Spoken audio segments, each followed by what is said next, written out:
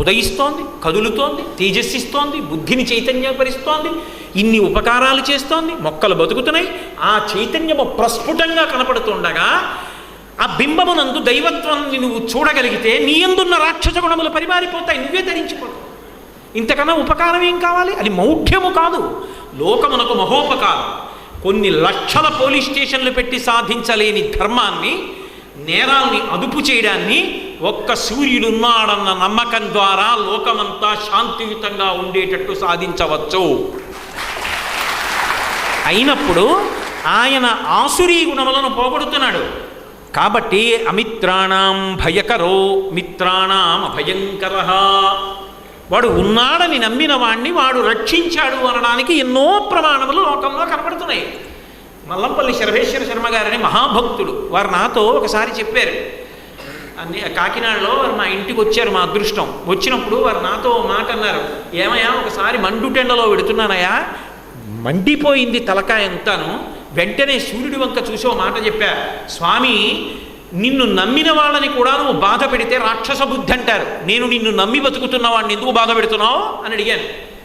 సంస్కృతంలో శ్లోకం చేశారే అని ఒక శ్లోకంలో స్వామిని అడిగాను. అడిగి 10 అడుగులు వేసాను, అంతే చల్లబడిపోయింది. నేను ఇల్లు చేరే వరకు చల్లబడిందయా, నేను నమ్మిన స్వామి నన్ను కాపాడాడయా అన్నారు ఆయన. నమ్మినవాడు నువ్వైతే కాపాడడానికి ఈశ్వరుడు ఎప్పుడూ సిద్ధంగా ఉన్నాడు. కాబట్టి స్కంద ఆయనే ఏష బ్రహ్మాచ విష్ణుశ్చ శివ స్కంద ప్రజాపతి.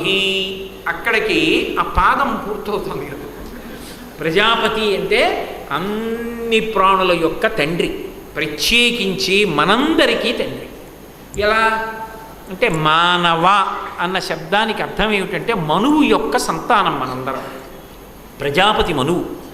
ఆ ప్రజాపతి అయినటువంటి మనువు యొక్క సంతానం కాబట్టి, మర్త్యలోకంలో పుడతాం కాబట్టి, మనువు సంతానంగా మనం ఒక విశేషమైనటువంటి అదృష్టాన్ని పొందాం కాబట్టి మానవులు అవుతాం.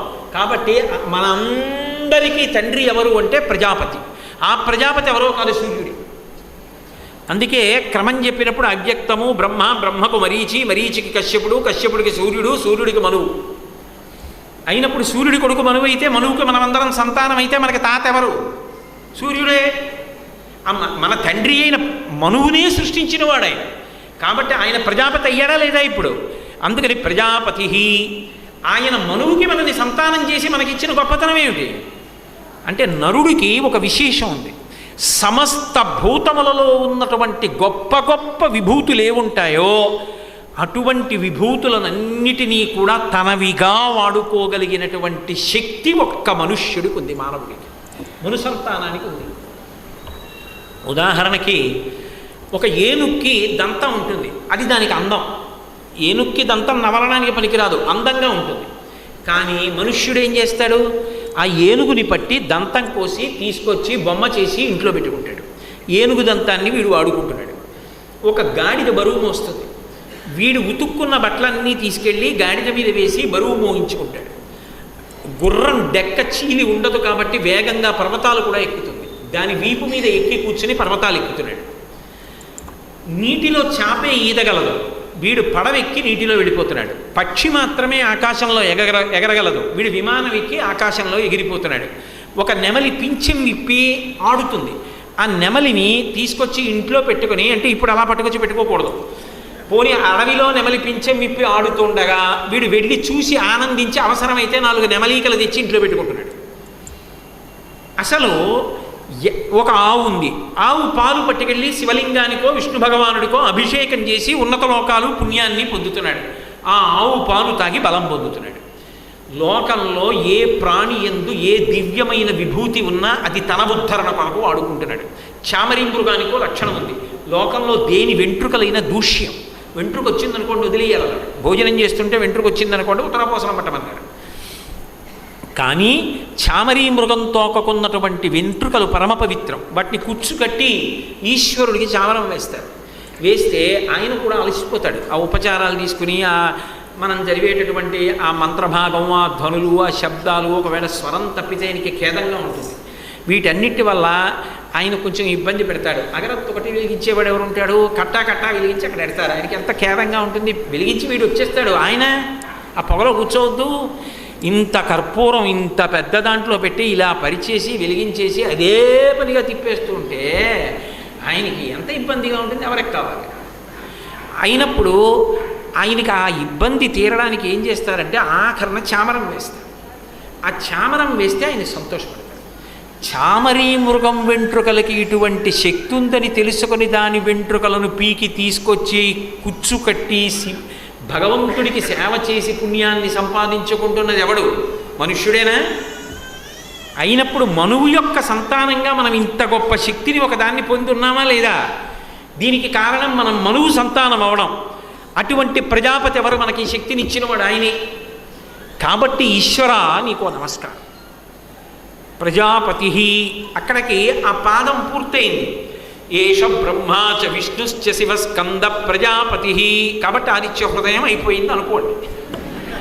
అయితే పరమభక్తితో గురువుగారు చెప్తున్నారనేటటువంటి బుద్ధితో యుద్ధభూమిలో విన్నాడు రామచంద్రమూర్తి దీన్ని కదూ. రాముడు యుద్ధభూమిలో ఉండగా గురువుగారు చెప్తున్నప్పుడు పరాకుగా వినలేదు. పూజయస్వైవమేకాగ్రో దేవదేవం జగత్పతిం. ఏకాగ్రబుద్ధితో విన్నాడు. ఒక్కసారి విన్నాడు, గ్రహించాడు. ఒక్కసారి విన్నాడు, గ్రహించాడన్న మాటకు అర్థం ఏమిటంటే ఆయన అంత యుద్ధ భూమిలో ఉన్న గురువుగారు చెప్తున్నప్పుడు మాత్రం అబ్బా ఇప్పుడు వచ్చి చెప్తున్నారని పరాకు బుద్ధితో వినలేదు. వినకుండా ఎంతో భక్తితో ఎంతో ప్రపత్తితో విన్నాడు. దాన్ని విని త్రిరాచమ్య శుచిర్భూత్వా ధనురాదాయ వీర్యవాన్ ఆచమనం చేశాడు. ఆచమనం ఎందుకు చేయాలి అంటే శౌచమును పొందాలి. ఏదైనా ఒక గొప్ప విషయాన్ని చెయ్యాలి అంటే ఆచమనం చెయ్యాలి. ఆచమనం చేస్తే స్నానం చేయడంతో సమానం. అన్ని వేళలా స్నానం చేయడానికి అవకాశం ఉండదు. అలా అవకాశం లేకపోతే విభూతి చల్లుకుంటారు, లేకపోతే గోవిందనామం చెప్తారు. అథవా ఓ మంచి పని చేస్తున్నారనుకోండి, మొదటి నుంచి అక్కర్లేకపోతే ఓసారి ఆచమనం చేసి మొదలుపెట్టారు. ఆచమనం చేస్తే శౌచం కలుగుతుంది. బాహ్య అభ్యంతర శౌచం. నిజానికి స్నానం చేసి ఆచమనం చేయాలి. స్నానం చేయడానికి అవకాశం లేకపోతే ఆచమనం ఒకటి చేస్తే చాలు, అప్పుడు బాహ్యాభ్యంతర శౌచం కలుగుతుంది. రాముడు ధర్మవేత్త, మహానుభావుడు. యజుర్వేద వినీతశ్చ వేద విద్విస్సుపూజిత ధనుర్వేదే చ వేదేషు వేదాంగేషు చ నిష్ఠిత అంటారు హనుమ. యజ్ అంటే ఆరాధన. ఆయనకి బాగా తెలుసు వేదం. అందుకే ఆయన వెంటనే 3 మాటలు ఆచమనం చేశాడు. ఎన్ని మాటలు చదివాడు అంటే ఇది చదివినప్పుడు మాత్రం 3 మాటలు చదివాడు. అంటే దాని అర్థం ఏమిటి? నీకు ఏదైనా చాలా సంక్లిష్ట పరిస్థితి ఏర్పడితే కాంతారేషు భయేషు చ. భయానికి పర్యాయ పదం అరణ్యం. ఎందుకో తెలుసా? అరణ్యంలో దారి తెలియదు. మీరు ఎటు వెళ్ళండి ఒక దారిలాగే ఉంటుంది. అలా వెళ్ళిపోయారనుకోండి అదే దారిలో ఉంటుంది. ఇటుడితే దారిలో ఉంటుంది, ఇటుడితే దారిలో ఉంటుంది, ఆఖరికి అడవి మధ్యలో వెళ్ళిపోతాడు. అందుకే రామాయణంలో రాముడు మంచినీళ్ళు తేవడానికి లక్ష్మణస్వామి వెళ్తుంటే జాగ్రత్త చెప్తాడు. మన దగ్గర ఉన్న పంచెల్లో పాతవైపోయినవి కొన్ని తీసి ముక్కలు చేసి నువ్వు వెళ్ళే ముందు చెట్ల మీద ఒక్కొక్క చెట్టు ఎక్కి మధ్య మధ్యలో చెట్టు మీద ఆ బట్ట పీలికలు కట్టుకుంటూ వెళ్ళంటే. దారి మర్చిపోయారనుకోండి అప్పుడు ఏదో ఓ పెద్ద చెట్టు ఎక్కి చూస్తారు. ఈ గుడ్డ పీలికలు ఆ జెండాల్లో ఎటెగురుతున్నాయో అటు వచ్చారని చెప్పి మళ్ళీ అటు నుంచి కుటీరం దగ్గరికి వచ్చేస్తారు. లేకపోతే రాముడో వైపు లక్ష్మణుడో వైపు వెళ్ళిపోరు. అరణ్యం దారి తప్పిపోతారు. దారి తప్పిపోవడం అంటే భయమే.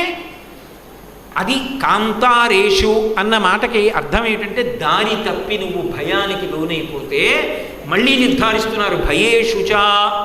నువ్వు ఎప్పుడైనా అంత భయానికి లోనైపోతే నీకు వెంటనే పరబ్రహ్మము యొక్క అనుగ్రహము కలగాలంటే 3 మాటలు జపించు. ఒకవేళ అలా కాదు, రోజు నేను ఆయనకి కృతజ్ఞతను ఆవిష్కరిస్తాను అని అనుకుంటున్నావా? అలా అనుకుంటే ఒక్కసారి నువ్వు కీర్తయన్ పురుషక్కశ్చిన్నావసీతతి రాఘవ. కీర్తయన్ అన్న మాటకు అర్థం ఏమిటంటే నీ మనసు నిలబడాలి. అందుకు దాని విశేషాలు వినడం. దాని విశేషం వినడం ఎందుకంటే ఇవన్నీ విన్న తర్వాత మీకు రేపు తెల్లవారిందనుకోండి, ఒరే ఆయన చెప్పాడు రా మేరు పర్వతానికి ప్రదక్షిణం చేసి వస్తాట, కులపర్వతాలకి బ్రహ్మగారు గౌరవం ఇచ్చాట, ఈయన బ్రహ్మలాగే మేరు పర్వతానికి ప్రదక్షిణం చేసి వస్తున్నాడు ఆయన కాళ్ళు లక్ష్మీదేవి పడుతుంది. ఇప్పుడు పద్మాల్లోకి కిరణాలు ఎడితే లక్ష్మి ఆయన కాళ్ళు పడుతుంది. ఆయనే బ్రహ్మ, ఆయనే విష్ణువు, ఆయనే శివుడు, మంగళప్రదుడు, ఆయన వలననే లోకాలు పుడుతున్నాయి. అబ్బా ఏవి బింబం అని దాని వంక చూస్తూ తాదాత్మ్యతతో మీరు చదువుతున్నారనుకోండి. అలా ఆదిత్య హృదయం అంతా చదువుతున్నప్పుడు ఒక్కొక్క నామము యొక్క వైశిష్ట్యము చేత లోపల మనసు పరవశించి పొంగులు వారుతుండగా సూర్యబింబం వంక ఒక్కసారైనా చదివినవాడు ఎవరున్నాడో వాడికి ఆ సూర్యభగవానుడి యొక్క పరిపూర్ణమైన కటాక్షము లభిస్తోంది. కాబట్టి మనసు అక్కడ ఉంచి చదువు, యాంత్రికంగా చదవవద్దు.